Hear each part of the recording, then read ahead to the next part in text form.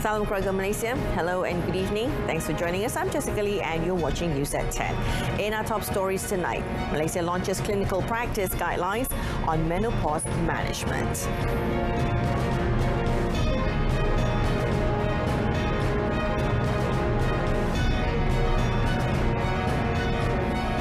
Price of bottled cooking oil at retail level begins to go down.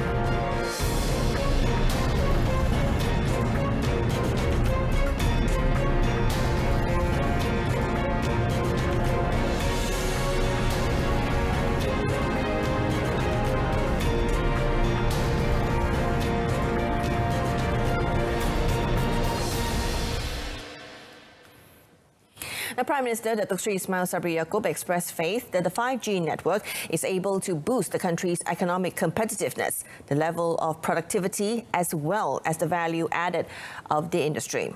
Now, the confidence was stated by the Premier when he received a courtesy visit by Ericsson's President and Chief Executive Officer Borhe Elkom in Putrajaya today. In a Facebook post, the Prime Minister said the discussion with Elkom focused on the current status of the 5G network implementation in Malaysia. He noted that the initiative could also lead to further development of the 5G infrastructure and improvement of its network coverage. Datuk Seri Ismail Sabri hoped that the 5G network implementation would bring about positive impact in terms of communication coverage for keluarga Malaysia. Now, on another note, the Premier also said that during the meeting with the Ericsson President, the company had expressed its commitment to continue intensifying its economic activities and investments in Malaysia, as Ericsson has been established in the country for 57 years. Now, Malaysia is now one of the pioneers in the management of menopause guidelines in Southeast Asia with the launch of Clinical Practice Guidelines, or CPG, of menopause management in Malaysia today. Now, Health Minister Kari Jamaluddin said the launch marked a historical achievement in the Malaysian healthcare milestone, and the ministry will support the initiative with efforts to increase awareness on issues surrounding menopause.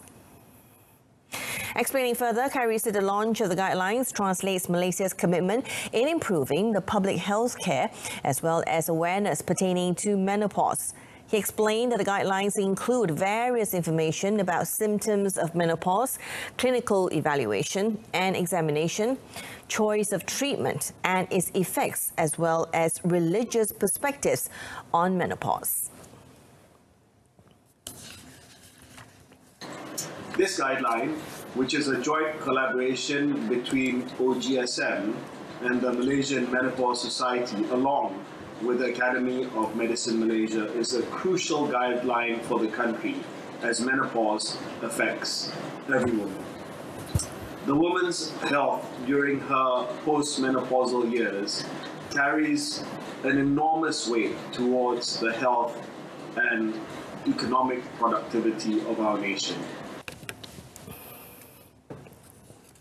Now, in another development, the Health Minister revealed that only 61% of schools checked by the Health Ministry since January have complied with the food supplementary program's prescribed menus. Now, as such, Kari proposed for an increase of allocation for the program. Elaborating further, Kari said that RM2.50 and RM3 spending for Peninsula Malaysia and Sabah, Sarawak and Labuan, respectively, is insufficient to food expenditure for raw materials under the menus prepared by the Health Ministry. Berdasarkan kepada pemantauan kepatuhan menu program RMT yang dijalankan oleh bahagian pemakanan KKM sendiri pada Januari hingga Jun, kita dapati hanya 61% sekolah yang dipantau mematuhi menu yang telah pun ditetapkan. Only 61% of the schools follow the criteria of the menu that has been approved by KKM, dan salah satu faktor ketidakcapaian adalah peningkatan harga barang mentah. He proposed that the Education Ministry raise the current spending to at least 4 ringgit for Peninsular Malaysia and about 5 ringgit for Sabah, Sarawak and Labuan, so children would be provided with nutritious food. Now, Khairi said he would also be raising a proposal to the Cabinet that full subsidy assistance continues to be given to children from the hardcore poor group. Now, there were 789,702 children in the group as of 30th of June this year. Now, the owner of a comedy club in the Federal Capital was brought to court over 3 charges of making and uploading video postings which touched on racial sensitivity through social media. Accused Muhammad Rizal Johan Van Geisel, however, pleaded not guilty to all the charges before Judge Nur Hasnia Abdurazak. Now, the charges were made at the Kuala Lumpur Cyber Crime Sessions Court. According to all 3 charges, the man was alleged to have made a posting and started a thread of communications with the intent of rousing public outcry and to annoy others. Muhammad Rizal was alleged to have committed the offence through Facebook, Instagram and TikTok between 4th and 6th of July. He was charged under Section 233, subsection 1A of the Communications and Multimedia Act 1998, which carries a maximum 1-year imprisonment or 50,000 ringgit fine or both upon conviction. Now, the judge set the bail at 12,000 ringgit with 1 surety and issued a gag order related to the case on Muhammad Rizal. Now, he was also instructed to hand over his passport. The court also fixed 19th of August for mention. Now, the perception that visits by officers from District Education Officers or PPDs to schools are to find faults should be changed. Now, instead, Senior Education Minister Datuk Dr. Razzie Jidin said the PPD officers should be regarded as a friend to help improve the schools. Now, in a Facebook post, Datuk Dr. Razzie said, as an institution closest to the school, PPD should be the agent responsible to disseminate and explain the national education policy, planning and the education direction of the ministry to the target groups, comprising teachers, schools and parents. He added PPD officers must always go to the schools to identify problems, needs and find immediate solutions to solve the issues. They must be a facilitator between the schools and the State Education Department as well as the ministry if the matter cannot be resolved at the PPD level. Dr. Razzie said good relations between the PPD, school administrators and teachers will help the smooth implementation of every policy, planning and educational transformation outlined by the ministry. Now, to ensure the PPD officers could carry out their responsibilities efficiently and to the optimum, he said the ministry always strive to strengthen the delivery system so that accurate information could be channeled to the State Education Department, PPD and schools. Now, police have arrested a man and his wife in Branang, Hulu Langat in connection with a child abuse case involving a 4-year-old girl. Now, the child was allegedly beaten with clothes hangers and broomsticks and lit with lighters, as well as forced to eat until she vomited. Now, according to Kajang Police Chief ACP Muhammad Zaid Hassan, investigations found that the girl is a hyperactive child who does not like eating rice, and the couple was alleged to have forced her to eat the rice until she vomits. Now, he said an examination by a doctor at Kajang Hospital confirmed that the child had injuries on several parts of her body. The child's mother was initially an Indonesian woman, but the birth was not registered and the child was handed over to the couple last April. ACP Muhammad Zaid said the married couple, a 28-year-old woman and her Singaporean husband in his 30s, would be in remand until the 28th of July. Now, the Road Transport Department, or JPJ, will continue to conduct the Ophas Rentas Sempadan while giving focus to law enforcement for major road offences in several states. The decision was made after taking into account the various violations detected by the Johor JPJ throughout the implementation of the operation beginning 19th of July until today. Now, Johor JPJ Director Azmil Zainal Adnan said in the operation that involved 3 states in the south, namely Johor, Malacca and Negeri Sembilan, a total of 1,294 summonses were issued for various offences. Fokus kedua penguatkuasaan adalah kesalahan memandu di lorong sebelah kanan secara berterusan bagi kenderaan perdagangan. Memandu kenderaan berat di lorong kanan secara berterusan amat membahayakan pengguna jalan raya yang lain. Ini juga boleh menyebabkan salah satu punca kepada kemalangan maut. He said the Johor JPJ nabbed 384 commercial vehicle drivers for overloading, technical offences and driving heavy vehicles along the fast lane during the operation. According to Azmil, the operation is conducted not for the purpose of issuing summonses, but to ensure drivers comply with the traffic rules because the recorded offences showed compliance with traffic regulations is still low and should be addressed immediately.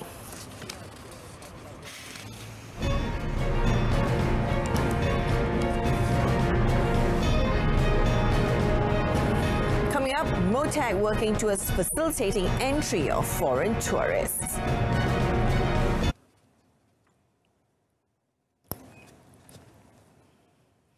Now, the price of bottled cooking oil at the retail level is beginning to go down following the decline in the price of crude palm oil or CPO in the market to 3,814 ringgit per tonne yesterday. Domestic Trade and Consumer Affairs Minister Datuk Sri Alexander Nantalingi said this is the lowest rate since July 2021, while the highest rate of 8,076 ringgit was recorded in March. Datuk Sri Alexander said based on the ministry's price simulation prior to this, the current crude palm oil rate should cause the price of a 5-kilogram bottle of cooking oil to be marketed at the retail level of around 30 ringgit 65 cent. However, he said the reflection or direct effect of the CPO price reduction on the retail price was seen to happen very slowly. Accordingly, he said the Special Task Force on Jihad Against Inflation had emphasized to the industry that any reduction in the price of CPO should have a direct impact on the price of bottled cooking oil at the retail level. Now, he stressed that there should be no parties trying to delay the price change according to the CPO with the excuse of wanting to finish the older supplies. Now, he added he was informed by the Ministry of Plantation, Industries and Commodities that efforts are currently underway to change the purchase price of fresh fruit bunches on a weekly basis instead of monthly. Now, this is so that any direct impact on prices can be seen within an average of week to a week and a half.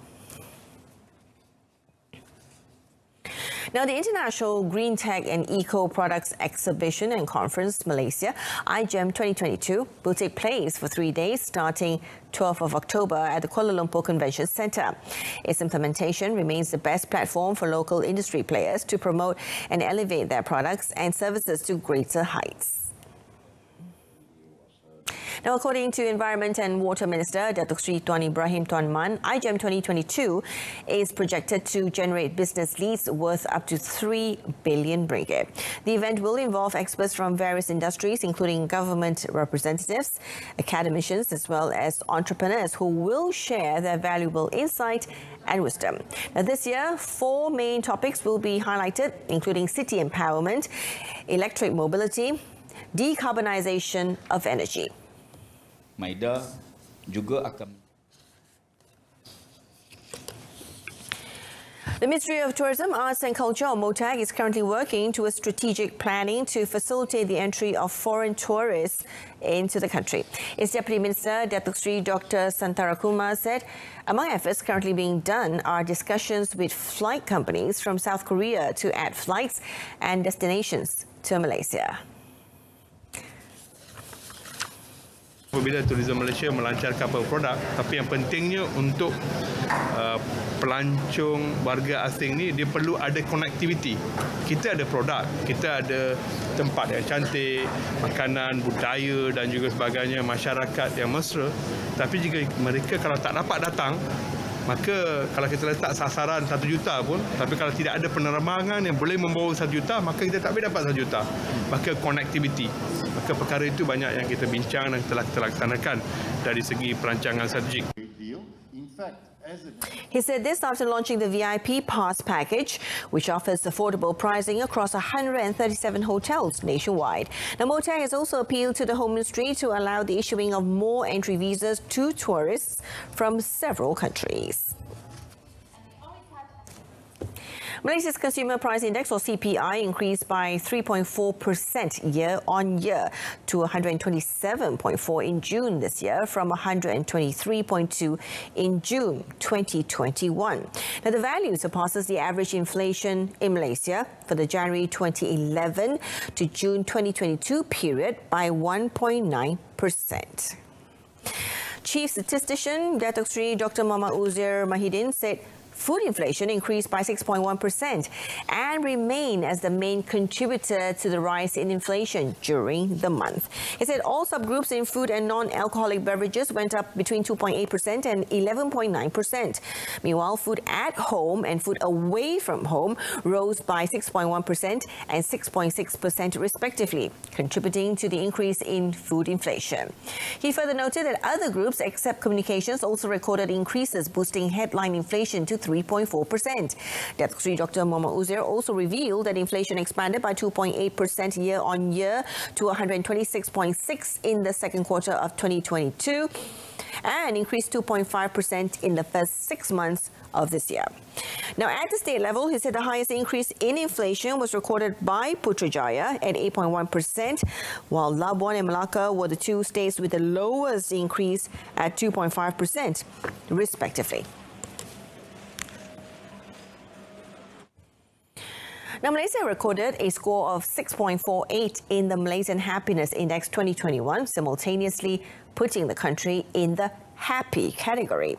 Now, the index, first introduced by the Department of Statistics of Malaysia, measured the happiness level through physical, social, emotional and spiritual aspects on a scale of 1 to 10. According to Chief Statistician Datuk Seri Dr. Muhammad Uzair Mahidin, MHI is evaluated based on 13 main components. They are namely family, residency, environment, social participation, health, communication facilities, education and work environment. Indeks kebahagiaan rakyat Malaysia ini amat penting untuk kita gunakan sebagai input dalam penilaian tahap kebahagiaan rakyat Malaysia sama ada di peringkat nasional ataupun di peringkat negeri. Dan ianya boleh digunakan untuk kita melihat dari segi pencapaian kemakmuran dan prinsip inklusif dalam kita membangunkan masyarakat dan negara. The assessment was made starting September to November 2021, involving over 42,400 respondents nationwide. Labuan recorded the highest score of 9.29. Meanwhile, Melaka and Selangor both recorded an average happiness level at 5.85 and 5.7, respectively. According to Strata, suburban areas recorded a higher index score at 6.54 compared to 6.46 as city areas. As for gender, women recorded a higher happiness score at 6.49 compared to men at 6.46. Now, after winning it at the under-19 or the U19 level, Malaysia have the potential to repeat the achievement at the 2022 ASEAN Football Federation AFF Under-16 Championships in Yogyakarta, Indonesia. The Football Association of Malaysia, or FAM President Datuk Hamidin Muhammad Amin said the confidence was based on the fact that the squad coached by Osmera Omaro had among the best young players in the country, with a lineup of experienced coaching staff. Now, commenting further, Datuk Hamidin said, if the team succeeds in becoming the champions, it is a good thing because this is one of the country's future teams, and if they want to go to a higher level, they need to increase knowledge and experience. Earlier today, the FAM president addressed all players and officials of the national under-16 squad in a meeting which was also attended by FAM Deputy President Muhammad Yusof Mahadi, FAM Technical Director Scott O'Donnell, and Team Manager Christopher Raj at Wisma FAM. Now, at the AFF Under-16 Championships, which takes place from the 31st of July to the 12th of August, the national youth team will meet Cambodia on the 2nd of August, Myanmar, 5th of August and Australia on the 8th of August in the Group C competition. On the 15th of July, the national under-19 side, coached by Hassan Sazali Muhammad Waras, will crown the champions of the 2022 AFF Under-19 Championships after beating Laos 2-0 in the final at the Patriot Chandrabaga Stadium in Indonesia. Terengganu FC or TFC coach Nafuzi Zain is calling his squad not to take lightly the threat of Kuching City FC in the FA Cup quarter-final match at Sultan Mizan Zainal Abidin Stadium or SSMZA. Now, according to the Kelantan-born coach, although TFC is seen to have an advantage due to its Super League status, they have to win to advance, as the challenge at knockout stage is different from the league. Elaborating further, Nafuzi said the Turtle squad cannot be complacent and must be alert to any surprises in the game that can crush their hopes in the competition. He said on paper, TFC may have an advantage as they are meeting a Premier League side in the quarterfinals. But the fact is that TFC will be more pressured due to the expectations of local fans who want them to progress to the next level. Now, when asked about the lineup for the match, Nafuzi said he has yet to make a decision as some of his key players are still injured. However, the situation is not affecting the Turtles' chances of winning. Among the players who are injured and may not be able to play are Faisal Abdul Halim, goalkeeper Suhaimi Hussein and Manuel Ott, who suffered injuries in the previous two matches. Nafuzi added that the thrill of facing the match was also in part that he would meet the team of his former guru, Irfan Bakti Abu Salim, who had coached the Terengganu squad from 2007 to 2009. And that concludes this evening's News at 10. In our top story, Malaysia launches clinical practice guidelines on menopause management. Join us again at 12:30 tomorrow afternoon. I'm Jessica Lee. Thank you for watching.